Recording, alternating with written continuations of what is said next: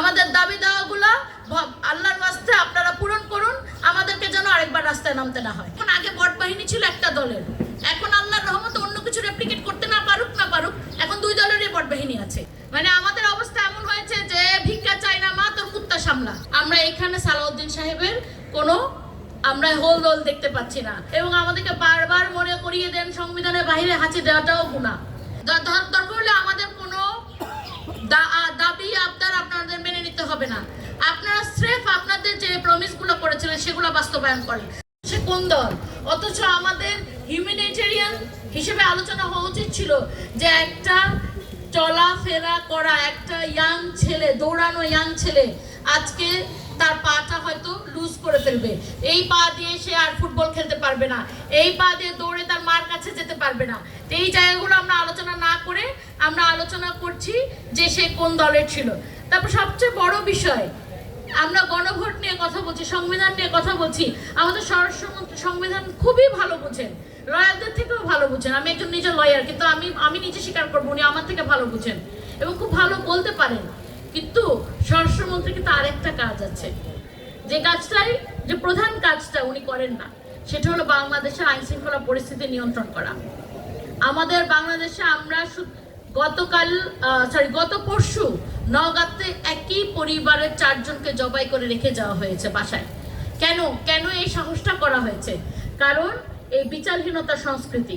তো স্বরাষ্ট্রমন্ত্রীকে আমি আহ্বান করব যে আপনি আমাদেরকে সংবিধান পড়ান, আমরা খুব খুশি হই, আমরা এটা জানতে পারলে তো ভালোই লাগে, কিন্তু তার সাথে আল্লাহর ওয়াস্তে এই আইন শৃঙ্খলা পরিস্থিতি ঠিক করেন। আপনার মোহাম্মদপুরে আপনার চেষ্টায় আমার মনে হয় গত সপ্তাহে প্রথম আলোতে ছিল সিটি অফ গড, মানে হলো গডফাদারদের এত বেশি গডফাদার মোহাম্মদপুরে সিটি অফ গড লিখেছে। হাসেনও সুন্দর করে, কথা বলেনও সুন্দর করে, আমার মনে হয় কাজ করতে গেলেও সুন্দর করে করবেন। কিন্তু আমরা এখানে সালাউদ্দিন সাহেবের কোনো আমরা হোল দোল দেখতে পাচ্ছি না। উনি প্রধানমন্ত্রীর পক্ষ থেকে সংসদে বক্তব্য রাখেন, উনি আমাদেরকে সংবিধানের এপাশ ওপাশ বুঝান এবং আমাদেরকে বারবার মনে করিয়ে দেন সংবিধানের বাইরে হাঁচি দেওয়াটাও গুনাহ। কিন্তু এই জিনিসটা উনি সংবিধানে কি পড়েন নাই যে একটি সরকারের দায়িত্ব যখন সে সরকারে অধিষ্ঠ হয় তখন তার নাগরিকদেরকে সম্পূর্ণ নিরাপত্তা প্রদান করা? এটা কি সংবিধানে নেই? আমার তো মাথায় ধরে না যে এত বড় একটা জিনিস, অথচ আমরা আমাদেরকে সবসময় আমরা যখন পুলিশের সাথে আমরা যখন আলাপ করতাম ইন্টারিমের সময়, যে বিভিন্ন আইন শৃঙ্খলা পরিস্থিতি নিয়ে আমাদেরকে বলা হতো যে একটা নির্বাচিত সরকার আসলে অনেকটাই কমে আসবে, কিন্তু আমরা কিন্তু এরকম কোনো কিছু চেঞ্জ দেখতে পাচ্ছি না। এটা আমাদের জন্য খুব আনফর্চুনেট।